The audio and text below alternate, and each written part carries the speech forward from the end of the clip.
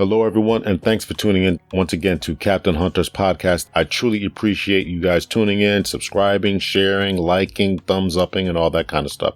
So keep it coming. Thank you so much. I'm trying to give you, the listener, good education as to what goes on in the police world and trying to bridge that divide between the police and the communities that they serve. I want to give a warning, an alert at the beginning of this podcast. As you can tell by the title, it's going to get a little controversial. So I understand that there's a controversy behind this topic, but listen, we can't be afraid to delve into these waters. And we want to analyze today, do black officers actually need their own groups, right? Why can't we all get along? Why can't we just be one? Why can't we just be the United States of America? Why do you guys keep wanting to separate yourselves? Why do you keep doing this? Why do you keep doing that? Shouldn't we get over it? Shouldn't we get past it? Shouldn't we be post-racial? Well, I want to talk today with my guest, Damon K. Jones, and we're going to have that discussion. Are these groups necessary? Are these black organizations necessary? And why do we keep doing it? And let me just say from the outset right now that I don't want these groups to be necessary. I don't want these groups to be necessary. But I think that sometimes these groups are necessary because of a history and of a legacy,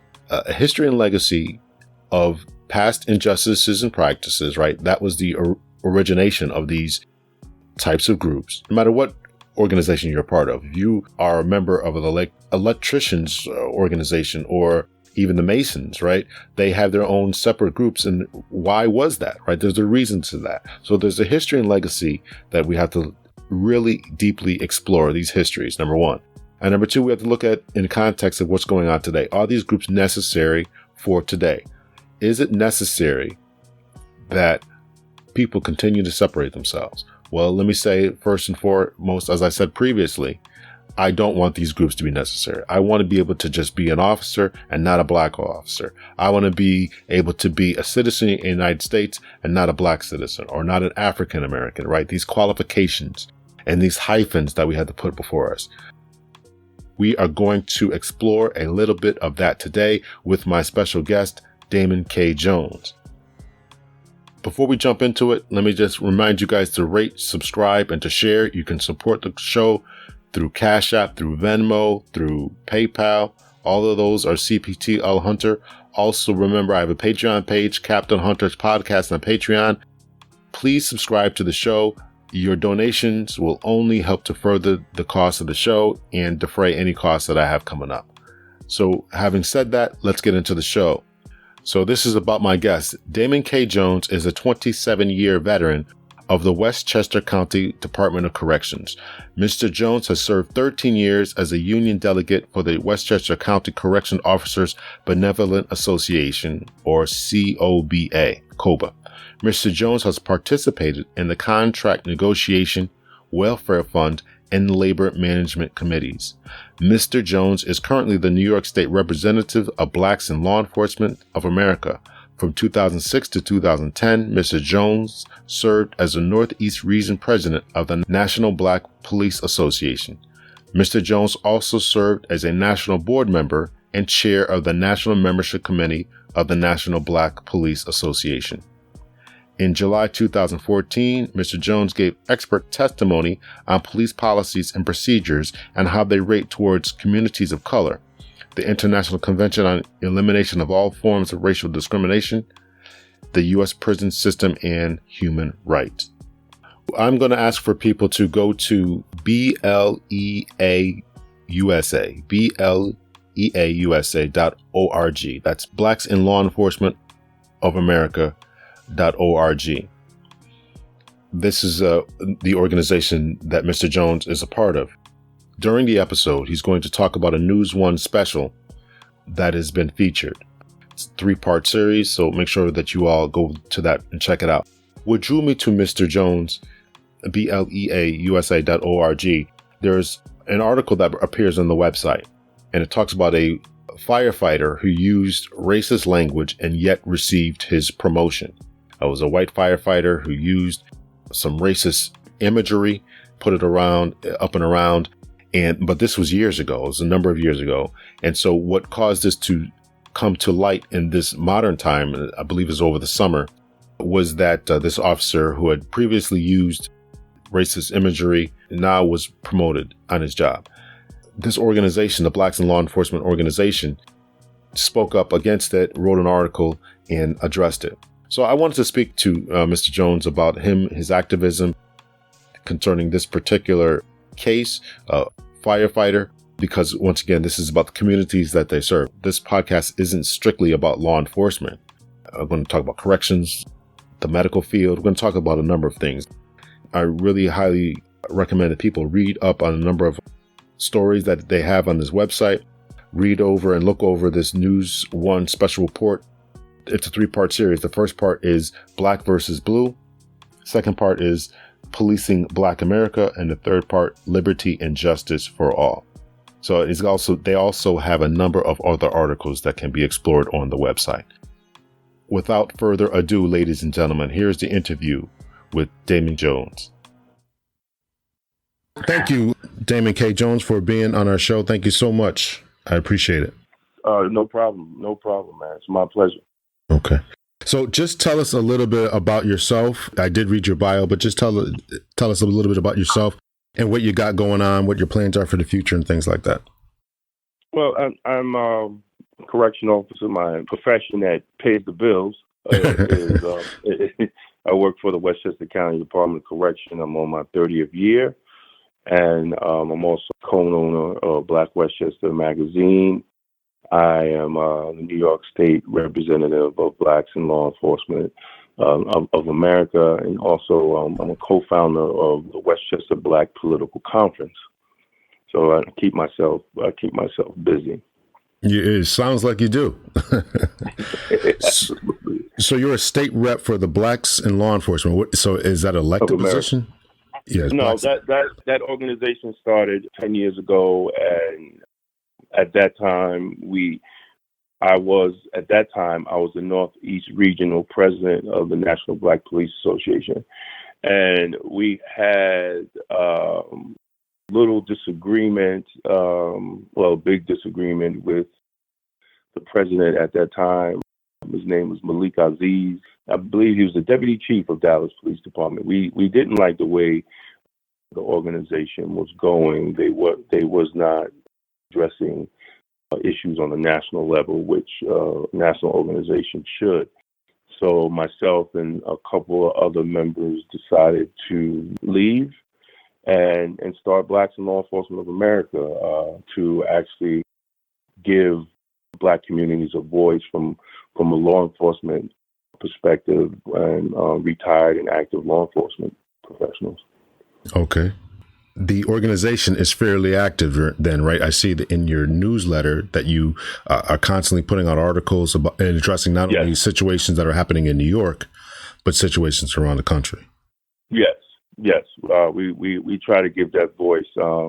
And we're also this year, we're trying to work together with the National Black Police Association. They have a new president, Sonia Pruitt, and she's a good sister. I was on the board with her when I was in the National Black Police Association. We both was on the board, and I'm also part of the National Association of Blacks in Criminal Justice. And the great thing about these organizations, especially the National Association of Blacks in Criminal Justice, and that's because of their history. And the need for young Black officers throughout the country to participate in these organizations, because we've seen lately that Black officers, which is not surprising, we don't get the same representation, and they don't push with the same zeal of defending Black officers as they do their white counterparts. Right. One of the biggest cases that comes to my mind when you talk about that is that situation that happened in Minnesota. I think his last name was Noor. He was recently convicted. Right. Yeah. Yes. He was convicted. Part of that too is, it's great that you brought that up. So part of that also is the DA's office when they prosecute cops. It seems like when it's white cops, it's a higher threshold to indict But when there's black cops, the threshold is a lot lower. And we have to look at that, the bias in the justice system, even when it comes to black law enforcement. Not saying that they shouldn't be accountable, but we see that they're treated differently than their white counterparts. And that goes back to having a national organization that can come and defend officers. I don't think we would defend, police brutality cases if you're going out and violating black people's rights. But there are certain issues. I get calls from all over. Black officers feel that they have been shafted by their union, and their union is not fighting for them. But I think that's needed. I know I can't think of the state offhand, but the black organization in one city, and they have instructed their black officers to come out of the FOP. So I think black officers are starting to be aware that the union representation when it comes to black officers is little to none. Yeah, I was watching another podcast. I think it was Roland Martin, and I do forget the brother's name. And he was definitely saying that he was a current police officer. He was saying that the black officers need to stop giving these unions their dues. Now, I'm not advocating for either way, but if there's a problem, right. If there's a problem, then we need to address that problem. Exactly. What I wanted to talk about, first of all, address this criticism. It's 2019. Do we need these organizations? Why are you guys separating yourselves? You talked a little bit about it, but just address that point exactly. Why do we need these particular black organizations, or do we need them? No, well, we still need them because the reason why the organizations were created, those same problems exist today.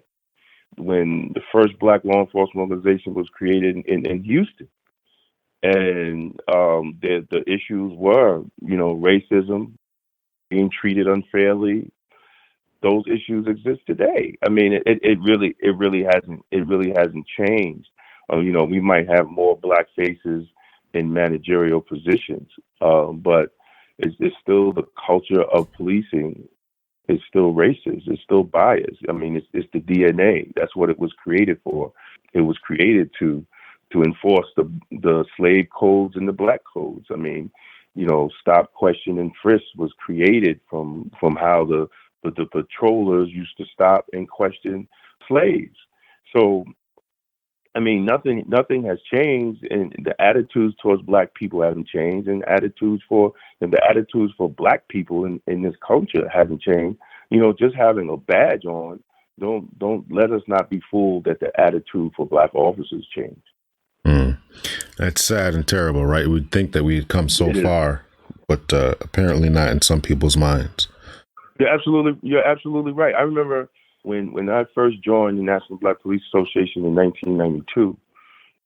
I'm 23 years old, and I'm going to these conferences, and I'm walking around and I'm looking at these guys in black law enforcement. I mean, these brothers that came up, joined policing, in the 60s and in the civil rights era, in the 70s, the Black Power era, and these were some strong brothers and sisters, man.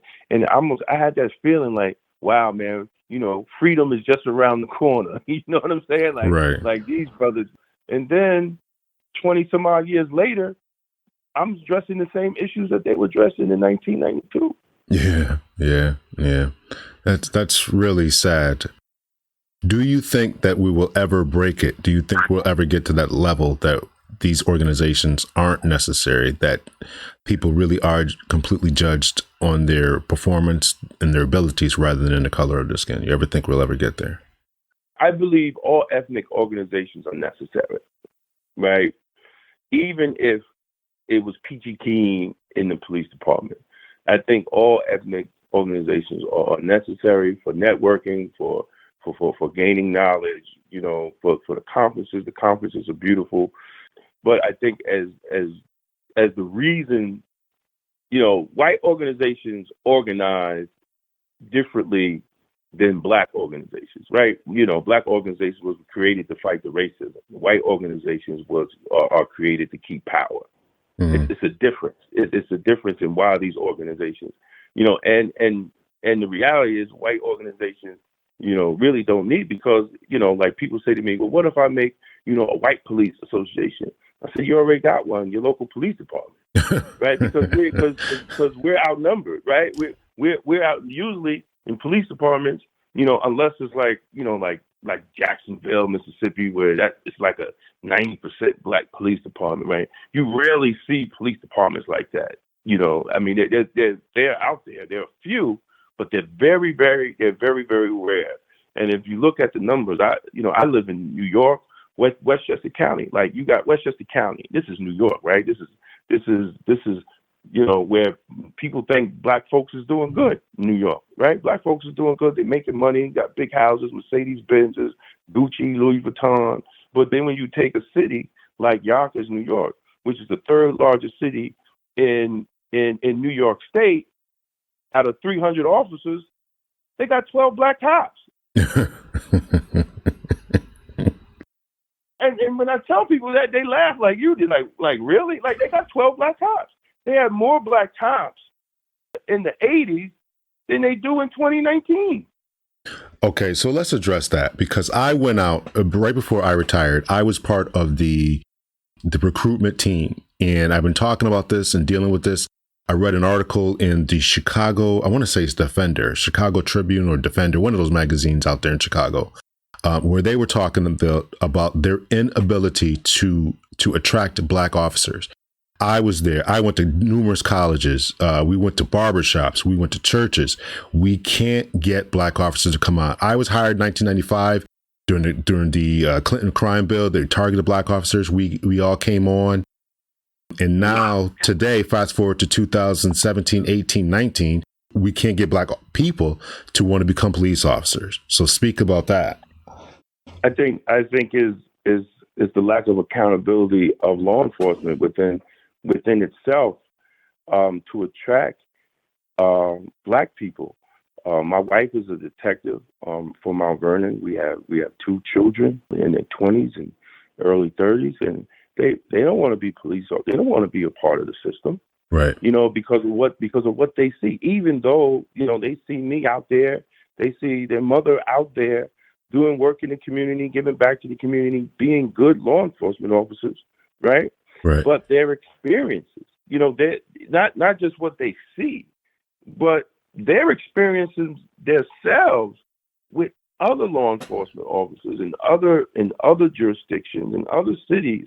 You know, I mean, we had to really go after one Hispanic officer that was totally disrespectful, you know, to my daughter, to literally tell her that she wasn't smart enough to attend the University of Miami. Are you kidding me? We're paying $3,000 a month. You know what I'm saying? Right. And you have the nerve, you know, to tell somebody that, you know, when they show you their student ID card, you know, and then someone that looks like that you would think that understands. This wasn't a white cop. This was a Hispanic cop. Right. Right. So when our children experience these things, some other kids, they don't have parents that in law enforcement that could make the officers apologize, right? That know how to get that person that violated them. So, you know, imagine what the average black child, you know, is thinking when they see it and they experience. So it's very hard to get those qualified people now, you know, to take these tests, because they have no faith in the system and they don't trust the system, you know, and a lot of times, you know, they look at us as the enemies too, even though, you know, we're like, listen, man, you can live a good life. You can make some money, right? You have a good pension. You have good benefits, you know, for your kids and everything. And they're like, man, screw that. I'm not being part of that. Right. I don't care how much, you know, I'm not going to be a part of that. So, you know, that's what we try. We still try to do that and still try to get people to take the test. Still try. So it's a constant effort, but the numbers are getting smaller and smaller and smaller. I regret that they are getting smaller and smaller. I had the same conversations with my children. I mean, I kind of don't really want them to be cops because of the dangers and all that stuff. But you're right. The opportunities to progress and to be positive in your community. Listen, I coached for our police activity league, a number of different sports. And so I had interacted obviously with them. I interacted with a lot of other Black kids. And, for them to grow up and have that same mindset and attitude is really disappointing. My son's 23. His friends are 23. And I try to get them to take the last round of police tests, and they're just not interested, man. And that's really is heartbreaking, because in a few years, if this trend continues, obviously in a few years, we're not going to have any Black chiefs. We're not going to have any Black assistant chiefs. And it's going to be a problem. If we think we're having it bad now, if they don't like how they're being talked to now and treated now, wait until about 10 years from now, when we don't have anybody to push back. And if our Black chiefs and everyone are smaller and they can't push back, then our organizations will be smaller, right? Your organization, everything's going to be smaller, and that's going to be a problem. It's going to be a problem. You're 100% right. But then what's also sad is the ignorance of the adults, right? Like, okay, we can get it. You hear from kids. A lot of times kids are misinformed. They're not that informed. They just don't know. But when you hear it, when you hear it from grown people, right? Mm-hmm. Grown men and women tell their children not to be part of this, right? And you're like, really? Like really? You're telling your children, not to be part of it, And I was on a panel in Harlem, and the guy was like, "Why don't all y'all quit?" And I was like, first, that ain't gonna happen. Right. Second, if you don't have any Black cops, you're done. You're finished. You know what I'm saying? Like, if you don't have nobody addressing the issue, you're finished. Right. You really want all Black cops to disappear? Guess what's gonna happen? Guess what's gonna happen? And just like you said, it's gonna be crazy out here if it wasn't anyone, because some of them don't know that there are some Black cops, that, or Black law enforcement, whether it's correction or whatever, when they show up, those white cops don't do what they would have done if that Black cop wasn't there. We have to work on that. I mean, I don't think the people understand that. I don't think they see it. Because of the distrust is so great. The distrust is so great, and they just don't understand. Man, if there was none of us around, and I'm not saying every Black law enforcement officer is Black power. There are those that violate, that Absolutely. violate like that guy in Orlando, with the 6-year-old. Like, dude, really? Like really? Yeah. Yeah. Like you put cuffs on a 6-year-old, really? Yeah. So, and he got fired. Rightfully so. And what are you doing? What's wrong with you? Right. But you think about that, right? So the union gave him up. They didn't even argue. It couldn't have been no argument, right? Right. But when a white cop shoots an unarmed Black kid down there in Florida, FOP is going crazy. Right. To see that, you got to see the different attitudes. Yeah. You got to see the different attitude. Yes, he should have been fired, but look how they give us up. And then if a white cop shoot an unarmed person, the FOP is just going crazy. Yeah. The unions and down there are, having blue lives matter marches and all that. Right. Right. You ain't hear no blue lives matter with this cat. Yeah. He's gone. It wasn't even a defense for him. Rightly so, but look at the difference how they support. Yeah. I'm trying to obviously bridge the gap between the citizens and the police, but also in your analysis of the Hispanic officer. I mean, I've run into and seen a lot of articles about Hispanic officers, kind of talking to the left as they're approaching and dealing with Black citizens.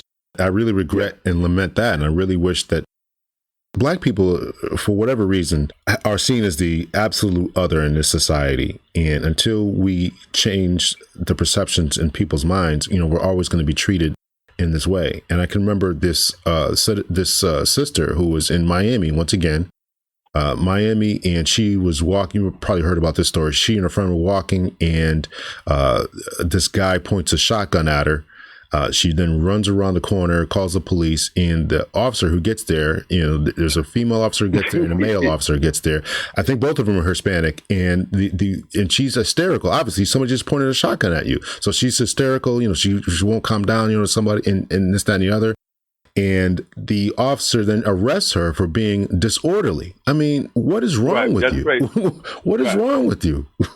This woman just had a shotgun pointed on you. You'd expect her to be calm.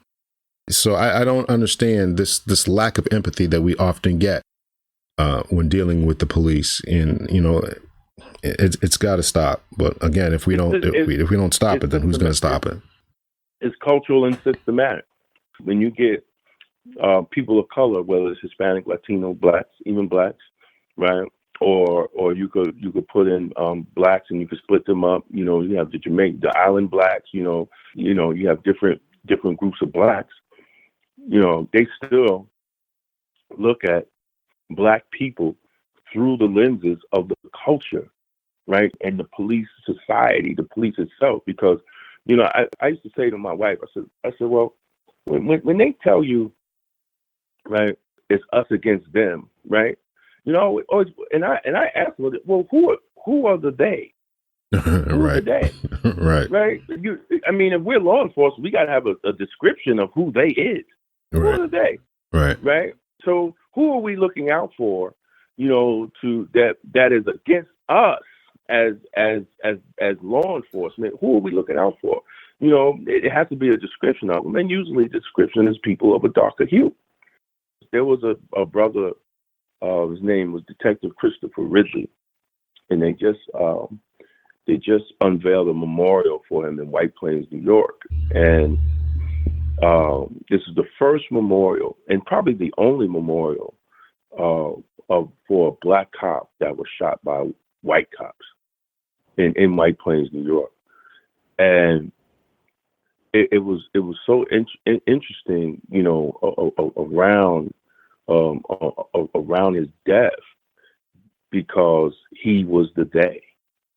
He was trying to make an arrest, and his gun fell out of his waist because he was off duty. He was there to pick up a family member at the Westchester County building, and when the gun came out, people screamed and hollered, and they fought for the gun, and he got up and had the guy on the ground, and the cops claimed that he turned around and pointed the gun at them. But they made a grave mistake, which nobody wants to talk about. They always said he turned to his right and he had the gun in his right hand. Well, Chris was a lefty. Wow. You know what I'm saying? Like, and I sit here, man, and it's been 7 years since they killed him. And I sit here to say, and I shake my head, man. But out of that incident, former Governor David Paterson did a police-on-police shooting task force, because in New York, they were seeing that, there were black cops were getting shot at or killed, right? Like almost every year, right? Off duty, the other brother was chasing a guy down, and they shot and killed him. They shot him, and it was funny because one of the witnesses, I can't think of the brother's name, he was running, chasing the perp, and he had his gun in his hand, screaming. They said he was screaming police, but when they shot him, the EMS that came on the scene went in his pocket, and his badge in his pocket, and he threw it at the cop. He was so pissed. Like, y'all shot one of your own. You know what I'm saying? Like really?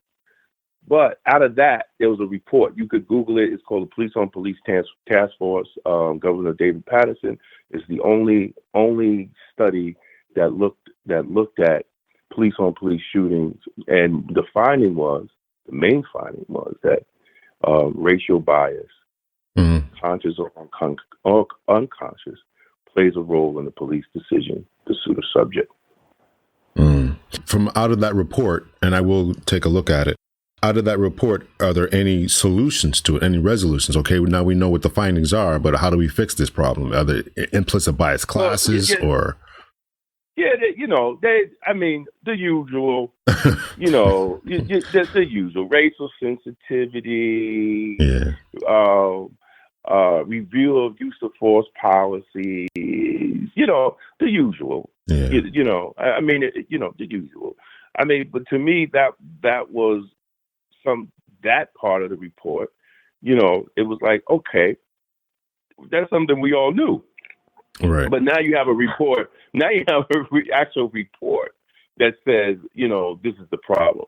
And then, how do you deal with the problem? But just like no different than, Barack Obama's 21st century policing model, right? There's no way to enforce it. Yeah. So you got a nice report, right? Talks about the issues, got some recommendations that can work.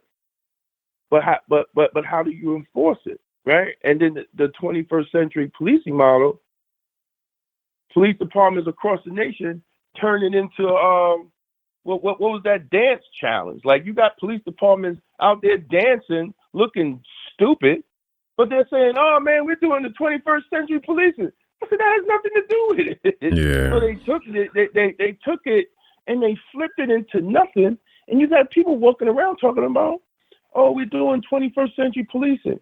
I said, no, the first piece of it was accountability. Wasn't dancing. Wasn't a dance challenge. Yeah. But it didn't have any teeth in it, right, to force police departments to follow their recommendations. And that was our beef with it. What was the oversight for it, right?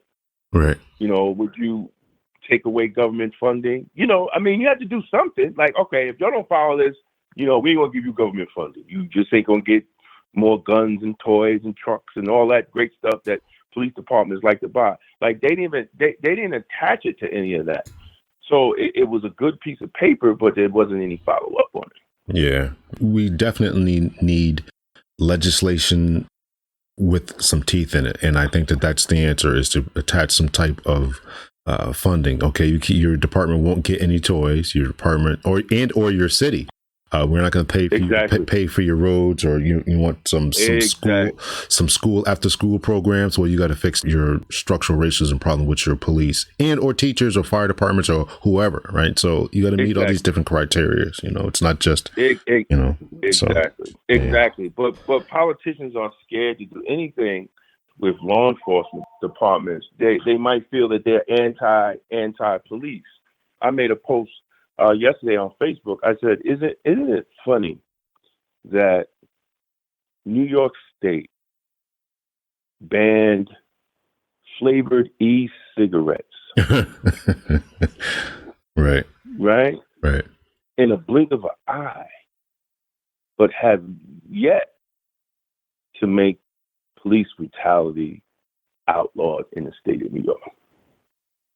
The things that people want to do, they will get past. The flavored cigarettes, the menthol. You start addressing some real issues here, and all of a sudden we can't seem to get it done. There's no willpower, no effort. No, not at all. And we have to, in order for any district attorney to try to get a police officer to bring them up on charges, you have to match state law with violation of policy. Because it's like, look at the Pantaleo case. So, like 5 years later, after the district attorney said there wasn't any charges, the DOJ wasn't any charges, but then the administrative judge fires him on violation of policies, procedures, and training.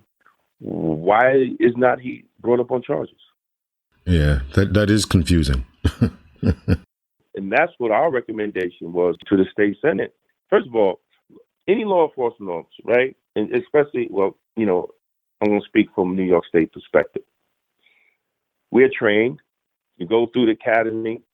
You receive your little certificate from the state, right? You're a peace officer of the state of New York. You pass all the minimum standard training. You get that certificate. You go into your police department, right? You get your manual, right? You get your policies and procedures, right? And you get that, and you're being paid by the taxpayer. Now the taxpayer, pays for all that. So you have all that, and depending on the department, even paid for your uniforms, right? Right. And you get in your police car, which is paid by the taxpayer. All that is paid by the taxpayer. But then you go, after you get all this stuff paid by the taxpayer, your certificate, your carrying your gun, your uniform, all this is paid by the taxpayer, right? And you go out and you violate the taxpayer, right? You violate the person that paid for all this good stuff that you have, even your benefits, right? Right. You violate that person. That should be a crime. Yeah. It should be a straight up crime. They should have some type of laws. If you violate your training and you violate policy and procedures, you should be brought up on some type of crime intentionally. I mean, Pantaleo used a banned chokehold. It was banned in 1993. Now, obviously, he wasn't on the police department, didn't receive that training, or didn't receive the instruction not to do this, right? So essentially... No, it's in policy. It's in policy. Okay, so it's in policy that he cannot use this particular chokehold. He then uses it, which obviously tells me that when he went to the police academy, he was instructed not to use this. He obviously... it's not just the choke. No, it's not just the chokehold. He cannot use anything that will block the wind. Right. That will block, because we have basically the same policy. So you cannot do anything to block that throat where you breathe, to choke someone. You can't block that anymore. And that was in the policy.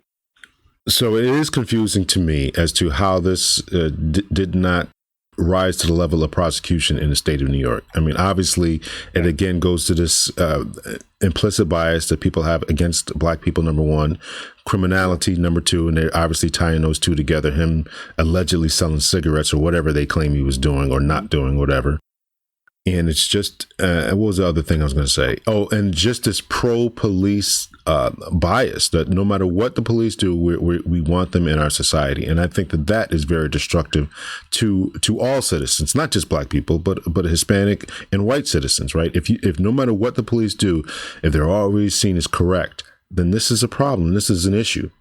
And a saying that I heard not too long ago that I started repeating all the time is that when they come for me in the morning, they'll come for you in the evening.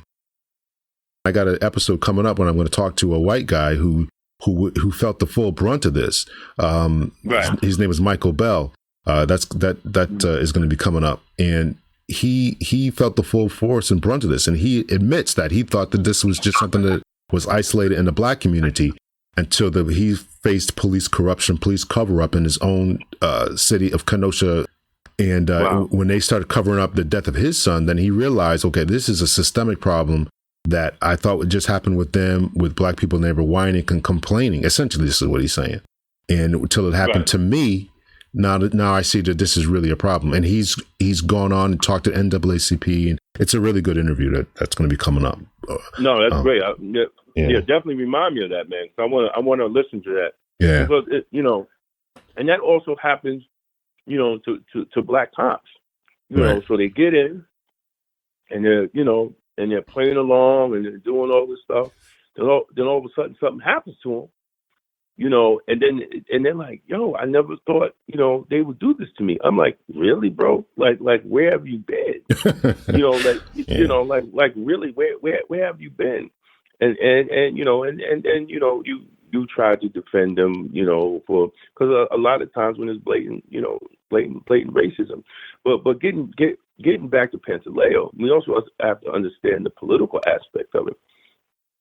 Staten Island is white, right? That DA was in no way he was going to bring up on charges a young white kid who killed a Black kid. Absolutely not. He'd have been a one-termer. So we always have to look at the political aspect of around it too. when dealing with that. You know, I don't know if you know the story of Kenneth Chamberlain Sr. He was a retired correctional officer, and he set off his life alert pendant by mistake, and cops came to his house, and they ended up killing him. You know, they ended up killing a senior citizen with COPD, and they was 5 young, strong cops, and they said that their life was in danger, right? Just to make the long story short, you could look it up, and the life alert recording is on YouTube, and it records the cops calling this man the N-word and everything. It is the most horrible 40 minutes ever. And what's the name of that clip?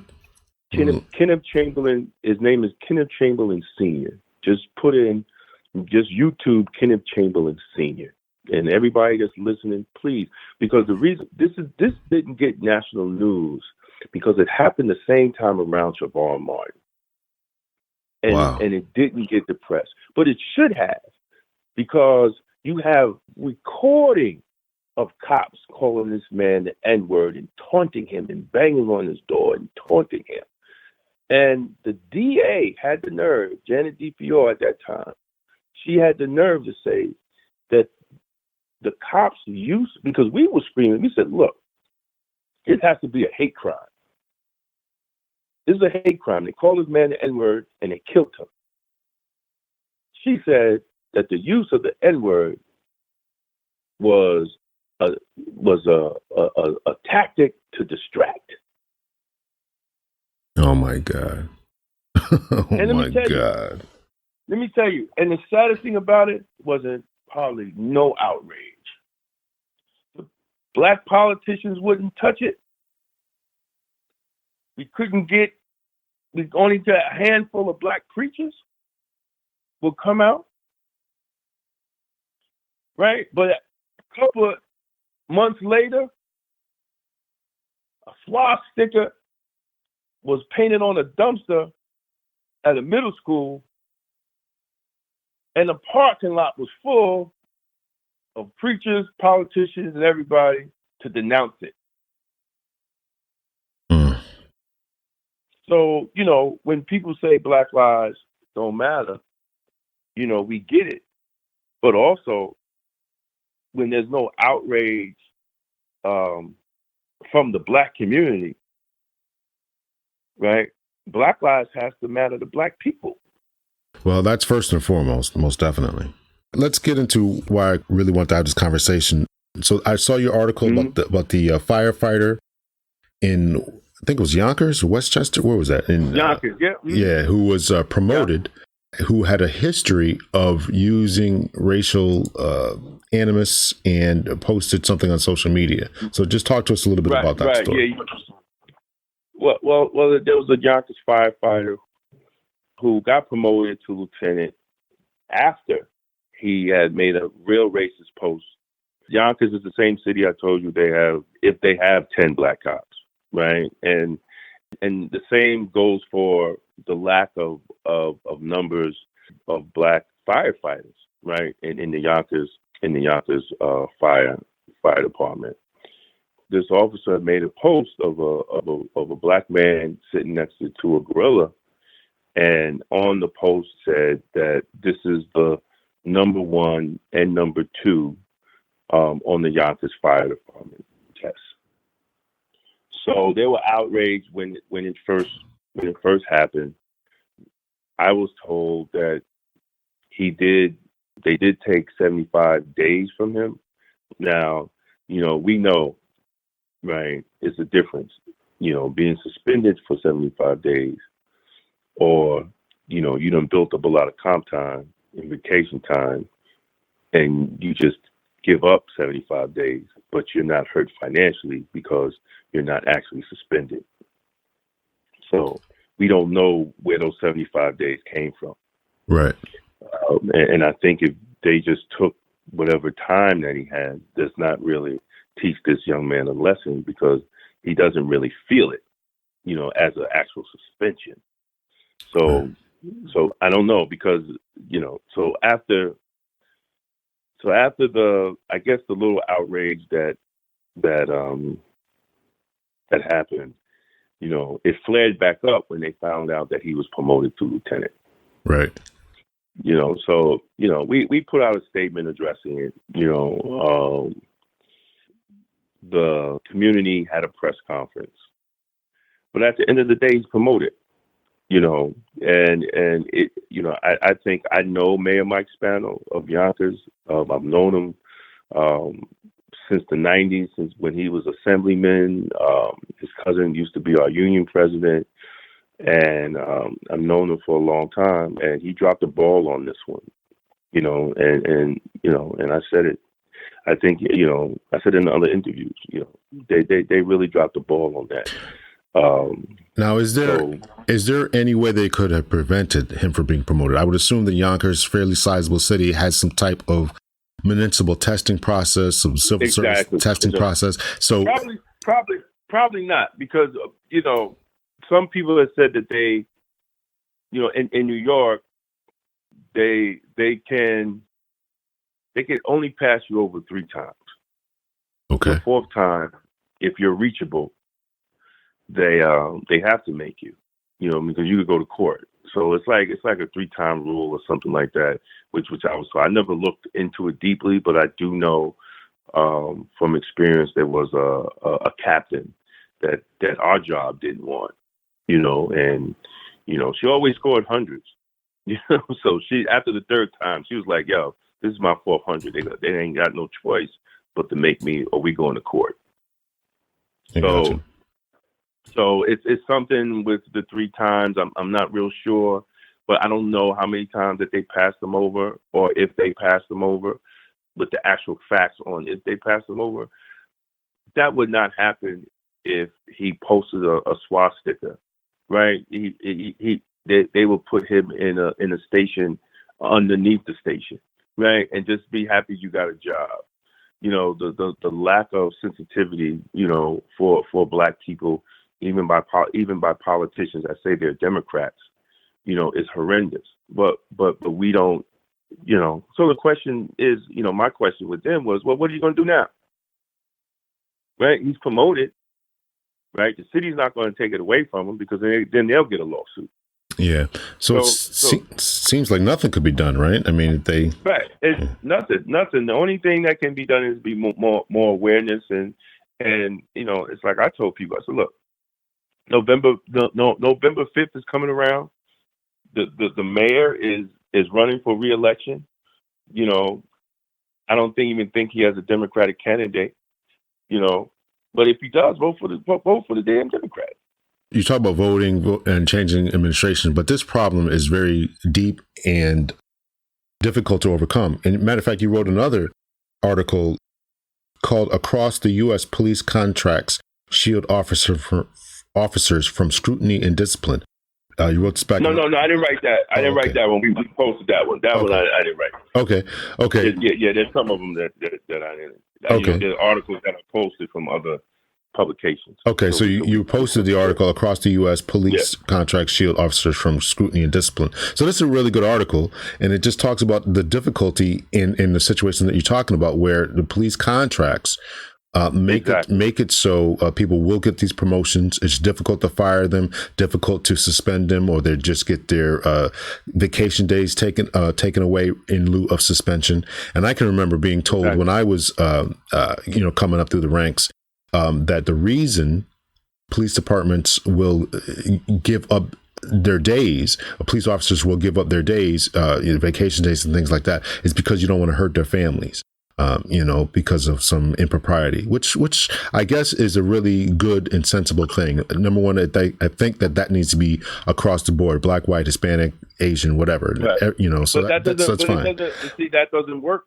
But it doesn't make the point. It doesn't hit home, and it has to hit home. And in order for these changes to come, they have to hit home. And this is where we're missing the point. If I can act improperly, and only thing I'm going to do is lose 20 vacation days, well, what have I learned? What have I learned? Exactly. So, I think that, and I was, when I saw that piece and I read that piece, I was a union delegate for my union for 13 years. I was on 2 contract negotiating committees. And I think they have to go after the collective bargaining agreement, right? So, you have to make changes in it, not just policy, but you got to make changes in the collective bargaining agreement on how you discipline. And it should be negotiated, and especially when you come to police officers with use of force. It should be in the collective bargaining agreement. And guess what? If they don't want to agree with it, you just don't get paid. You don't get your money, whether it's, you're 1.5, 2%, 3.5 or 4. All right, you don't want to agree to this, then you ain't getting no money. It's as simple as that. I don't care how many press conferences you have. When you have cities that have 30 to 40, use of force lawsuits, or let's take New York City. They spent out close to $300 million, right, in lawsuits and judgments against the police department, and you're not changing your collective bargaining agreement and dealing with those issues. I mean, city budgets is $300 million. Right. Right. You understand what I'm saying? Yeah. So it's like y'all haven't sat, like, who is negotiating these contracts, right? If, and I tell people they'd be happy I'm not negotiating with them because I will go through this is your raise is in those lawsuits. That's where your raises are. If you're not going to change it, so the way to curb officers violating policies and procedures is through the collective bargaining agreement. It's through, but you can't get politicians, elected officials, to do that. And so I think it's still up to the taxpayer. It goes back to the taxpayer, right? It goes back to the taxpayer being educated enough, being involved enough to bring these questions and these concerns to the elected officials, so they could sit down and look into that. So the collective bargaining agreement is key. And we need to talk about that more, right? And politicians need to talk about that more because that's the secret. And these law enforcement unions know. Once you start talking about, we're gonna go into the collective bargaining agreement and put this in, they'll start talking a little different. Because if you don't want to, then you don't get a raise. And after a while, you hold out 2, 3, 4 years, the membership is going to sign it because they're going to get tired. They want money. Well, that's definitely true. After a while, 3, 4 years, they're going to get tired. Yeah. Exactly. Listen, and and a good politician knows how to put it in a way to the people. Say, look, we paid out $60 million for police misusing their powers. So to stop that, of the taxpayer dollars. So to stop that, we put these provisions in the contract, and they don't want to sign it. What are the union going to say? Yeah. What is the union going to say? Nothing. And then after a while not having a raise, people are just going to either they're going to vote the union president out. Yeah. And put another one in that's going to say, look, we're going to sign this, man. We're going to sign because we're going to get our money. We're going to get some retroactive pay, and we're going to get our money, and then they won't realize later till somebody do something stupid again and they get fired. Simple as that. But you got to have, people that's going to think out of the box. And you have to think out of the box when dealing with law enforcement, because for some reason they forgot that they're employees of the city or the municipality, right? They forget that. They're outside of everything that goes on in the city. No, you're part of it too. Your budget is part of the city's budget, the municipality's budget. Right. You're not on a planet by yourself. Right. But see, they've been treated that way. Right. They've been treated that way. So, right. People have to stay on the political process to be like, no, reel them back in to underneath the city. A friend of mine was assaulted in White Plains. He was assaulted by the deputy chief. She hit him in the back with a chair. Nothing happened to her. Nothing happened to her. And we was like, are you kidding me? No departmental policies or no city policies on workplace violence. Nothing literally happened to her. His back went out, and they ended up firing him. Yeah, it's a terrible story. Yeah, and he's still fighting. He's still fighting and getting his disability. I think I've held you for quite a certain time now, man. I certainly appreciate it. No, it's great, man. It's great. It's great, man. It's great. You know, I mean, everything happens for a reason. You know, yesterday I was on a tour, man. News One came and did an interview, which I think is going to air October 15th or 16th. They're doing a series called Black versus Blue. And they interviewed myself, this brother named Charles Wilson, that's from Nablio, and somebody else. So it's going to be a 3-part series. So my part airs, I think, October 15th or 16th, okay, where they asked me some questions. So I did that yesterday morning, and I drove all the way out to Brooklyn, and I had another radio interview, which is good. I got a call this morning from a friend of mine. CNN wants to do a panel, so he's going to help them put the panel together, and it's really talking about corrections, and they wanted to talk about the whole Epstein thing and all that. So it's going to be interesting, you know, Epstein suicide and stuff like that. Okay. But I think, I think it's good for law enforcement, especially black law enforcement, to be visible, you know, and, you know, for a long time and still now, mainstream media does not see us as a piece of that narrative. Look, I have respect for Al Sharpton. I respect, you know, Michael Lamont Hill and all these people, but they bring them on, talk about police issues, and the reality is they have no clue because they're not a part of it. Right. They have no clue. You know, even if a lawyer can talk about all the legal aspects of it, but you know, when you want to get to the nitty gritty, you got to talk about people that's in it to discuss the culture behind it. Right. You know, and what's going on inside. You know, and why cops are not saying anything. You know, they don't want to. It seems like they don't want to talk about that on the big CNN and MSNBC. You know, so you know we have to find different mediums to really have, you know. And I thank you, man, because we have to find mediums to really get our message across and let people know what's actually going on behind the blue wall. Yeah. You know. Absolutely. Behind the blue wall. And I think that will get, you know, if they see us more and hear us more, that will get the youth to have more trust in us, you know, and to try to get these young brothers and sisters to take the job. You know, some people say the blue wall silence is breaking down. I don't believe it. Till I see a group of white cops, you know, come together and denounce, you know, law enforcement for killing a black man, then I'll think we're coming around the corner. I would agree with that. Until we see a massive of any union, any PBA, any whatever, a mass of them saying we don't stand behind this, I would agree that there's still a lot of work to be done. I agree with that. Absolutely. I was on the radio show. So the host said he lives out in Staten Island where Eric Garner was killed. You know, and he said they had this big Blue Lives March, right? So he's out there and he's looking at it and he noticed wasn't one black cop in the whole Blue Lives Matter.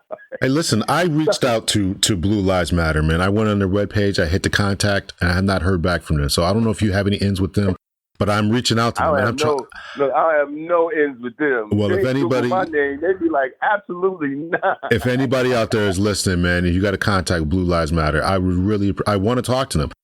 I did another interview. Her name is Dr. Dawn Perlmutter. She wrote an article for Law Enforcement Today talking about Blue Lives Matter. And she supported them. So I actually contacted her and she was she came on the show, which is a previous episode.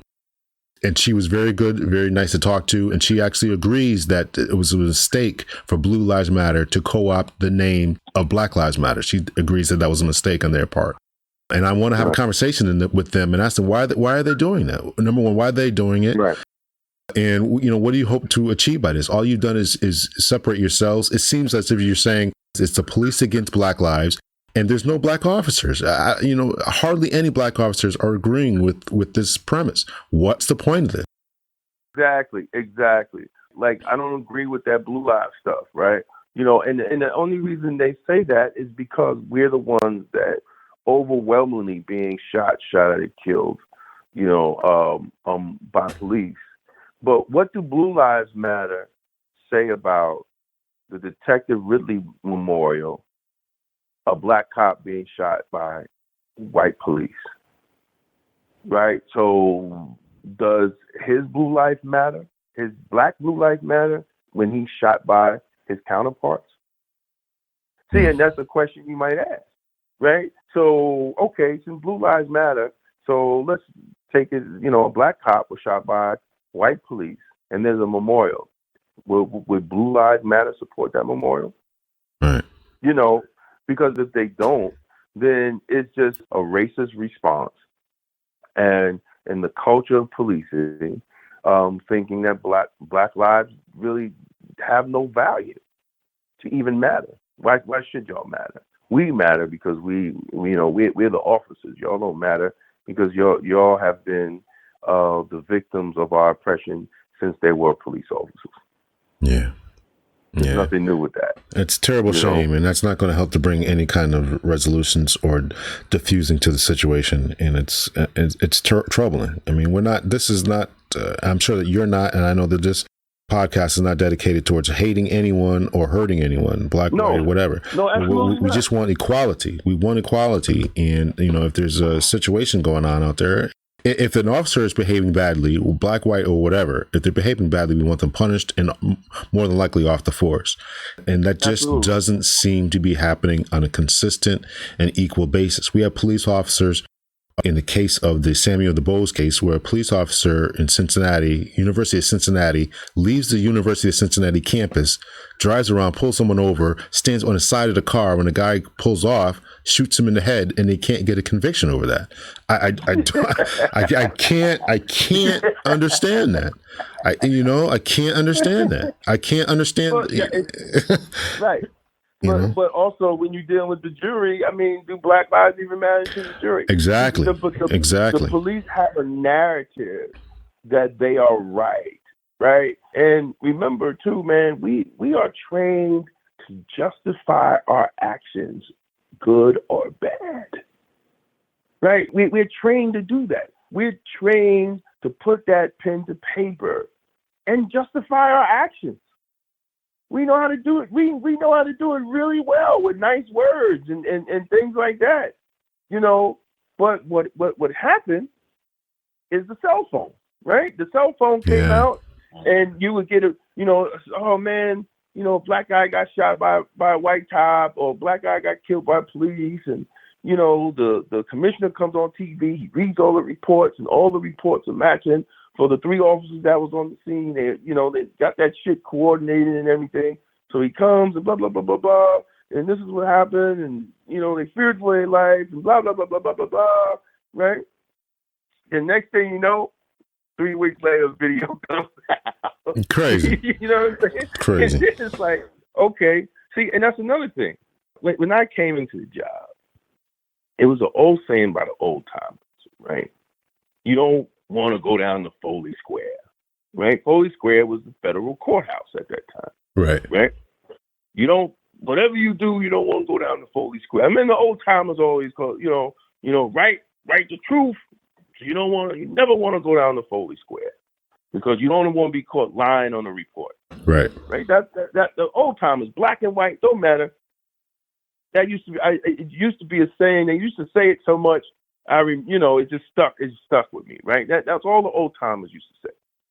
Now I see cops lie after the video comes out to show that they lied, right? They don't even get brought up on charges for falsifying legal documents. Yeah, it's amazing. I sit back. I said, well, clearly he lied. No departmental charges, no criminal charges, no anything. Falsifying, and we know falsifying legal documents is a crime. That report is a legal document. He lied. The man did not have anything in his hand. He didn't even turn around to talk to you, and you shot him. You know what I'm saying? It's like, and nothing happens. Nothing happens. See, and these are the things that our young people see, and they're like, yo, F the police. Right. I'm IT, man. F the police. Right. I'm not taking that. I'm not going to take that test because there's no accountability. We have to have some type of accountability sooner or later. You know what scared law enforcement? What terrified them? What's that? Jeffrey Dahmer. See, we're going to have another Jeffrey Dahmer. Remember Jeffrey Dahmer? I think the LA cop that reported. Dorner, yes. Dorner. Yeah, Dorner. Right? Yeah, yes. Remember that brother? Yes. And that military stuff clicked on in his brain and he went after them. Right. That was law enforcement's worst nightmare. A black cop that had enough. A black cop that had enough. Well, let's hope we don't get it. Let's hope we don't get to that point again. Let's try to head this off before that. But you know what? But see, you know what? I'm not advocating it. Right. Right. But if they keep up, it's going to happen again. Right. And Roger Abel, one of my mentors, retired detective, NYPD, he wrote a book called The Black Shields, which gives a detailed history of black law enforcement in the NYPD. Beautiful book. Okay. All right. And he told me that back in the 70s, there were same issues, black cops being shot at by uniformed cops. They working undercover or they working in plain clothes, cops, and so they had a meeting with the commissioner. They said, look, either y'all going to stop this or we're going to start shooting back. And it stopped. I guess those are the choices, right? Right. And it stopped. And it stopped. We're going to start shooting back. So, and the reason I say that, and I bring up Brother Dahmer, is because if you read his manifesto, he was doing the right thing. But I guess something clicked in him and he wasn't having it. He wasn't having it. And it's really unfortunate, that it had to go like that. And I remember an interview, they were saying all this stuff about him, and it was this white guy, the white couple that he commandeered the car from, right? Mm-hmm. When he went up in the woods, and they interviewed the husband. They said, "Well, did he look crazy and all?" He said, "Nah, he was polite, but he looked like he was on a mission." I was like, wow. I'm not saying we go out and kill white cops. What I am saying is that once in a while, you're going to push somebody to the limit, and they're going to lose it. You cannot keep pushing black officers down and using the system to cover for your racist, bias, actions and attitudes, and do not think that once in a while they're going to push back. Yeah, that was Christopher Dorner. Yeah. Yes.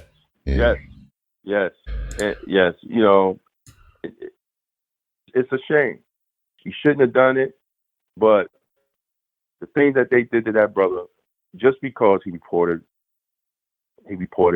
violation of use of force. But see, there's Christopher Dorner. There's victims like Christopher that didn't go that route, but people can understand when you say, hey, look, Officer so-and-so didn't, they did this, they did that, they did this, and then you become a target. Yeah, absolutely. That's real. Being targeted is real in law enforcement. Yeah. It's unfortunate, but it's real. Yeah. And we have to talk about, and we have to have conversations about that too. I know you did a couple of interviews. What else is on the plate for the next few weeks, months, whatever? I just signed this deal to do a college tour. Myself, a brother named Corey Pease, he wrote a book called Once a Cop, a very good book. How he talks about he went from being a drug dealer to being the precinct commander in the community that he sold drugs in. Oh wow! Okay, I'm sure his officers are glad to read that.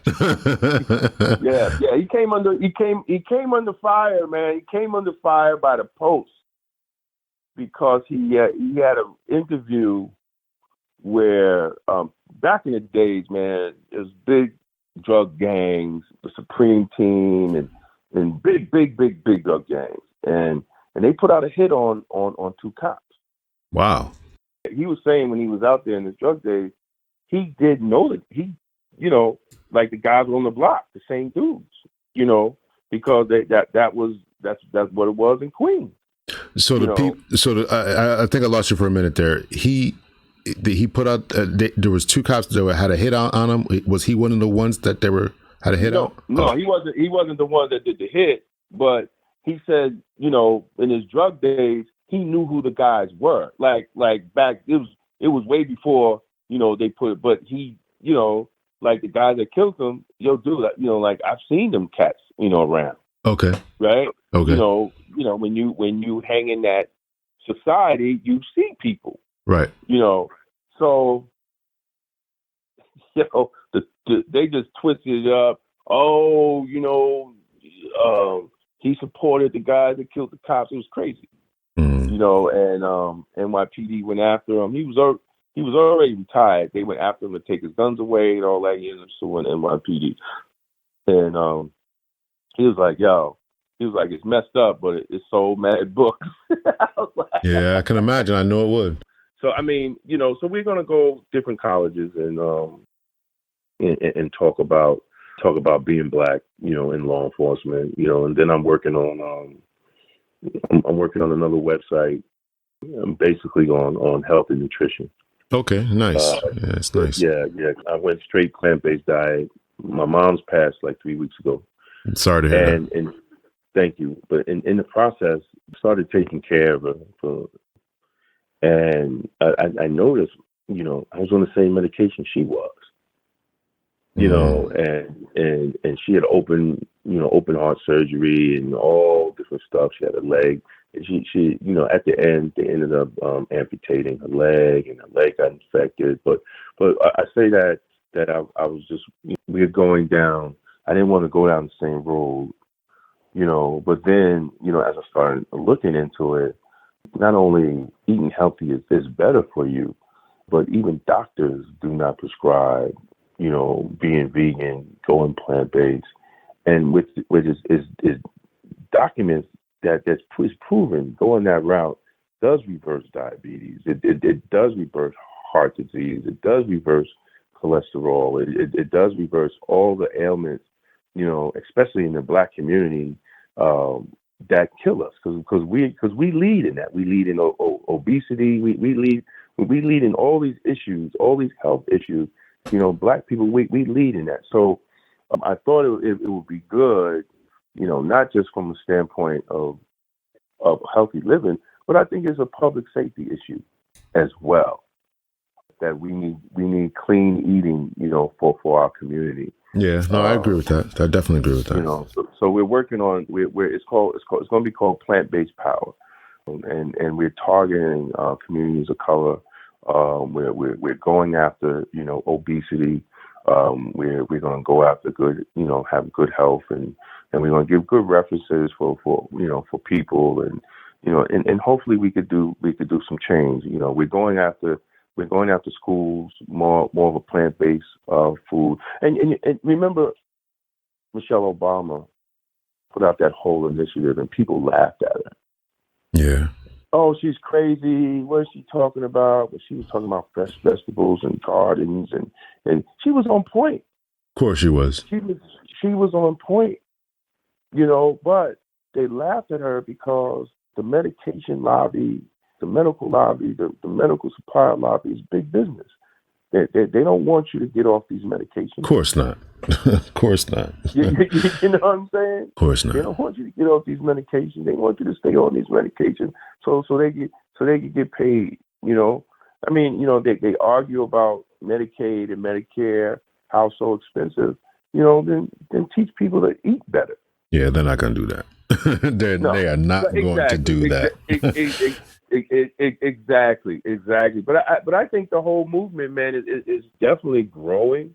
They had a big movie that came out, Game Changers, with Arnold Schwarzenegger. He went vegan, and he's talking about. I haven't seen it yet, but he's talking about the difference. They talking to athletes, you know, that are vegan, that you know, just killing the myth that you have to eat meat for protein and you have to eat meat to gain muscle mass. So a lot of the myths that were created by the lobbying when they buy out the different health organizations to promote the nonsense. I think a lot of myths are going away, man. Are going away, but it's still needed in the Black community. So that's going to be something that we're going to push forward by the end of the year. We're going to launch that, and hopefully, you know, it'll catch on. Hopefully, it'll catch on. I certainly hope it does. That's good. That's good to know, and that's good to hear. Absolutely. Thank you so much. I would like to have you back on and talk about more correction stuff, the corrections. Oh yeah, absolutely. Bail reform and stuff like that. Yeah.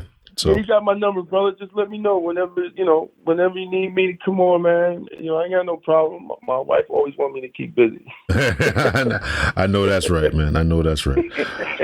So thank you so much, Damon K. Jones, and we look forward to it. And also, I just want to push your website, Black Westchester Magazine. So make sure everyone that's listening goes on to that, checks that out. And thank you so much for coming on. I appreciate the conversation. Great convo, man. Appreciate it. Thank you, brother. Thank you. All right, man. Take care. You got it. Thank you to Damon K. Jones for being a guest on Captain Hunter's podcast. I really enjoyed the conversation. Listen, these conversations are extremely difficult to have, and sometimes they're actually frustrating to have. We want to have a good relationship between law enforcement and the people that they actually serve, right? I focus on putting the police first in that they actually serve the communities. That's the way I've written it. That's the way I say it. Bridging the gap between the police and the communities that they serve. I think it's very important to keep that mindset when discussing these types of matters. Let me give some clarification to this idea of what we're talking about with the Christopher Dorner story. Christopher Dorner was a former police officer from LAPD. He became frustrated with what was going on in his department. He tried to speak out on a number of times. His cries, his pleas fell on deaf ears. So he took the hostile way out. He took the more dangerous path, more dangerous route way out.